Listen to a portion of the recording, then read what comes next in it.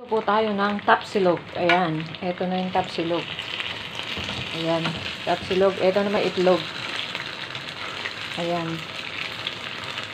Ayan. Ang itlog. Binaliktad. Paano ba yun?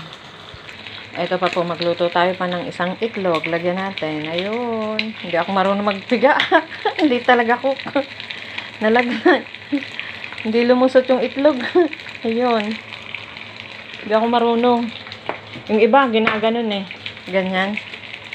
Ayan o. Hindi ako marunong. Nagkabasag-basag na. Hindi pa lumabas sa itlog. O, diba hindi ko. May ano yata. Naku, patay tayo dyan. Yun o, may ano.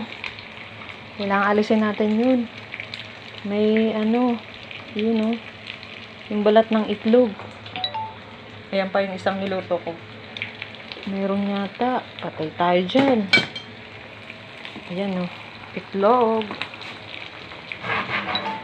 Ang itlog silog. Lutuin muna natin to. Ayun.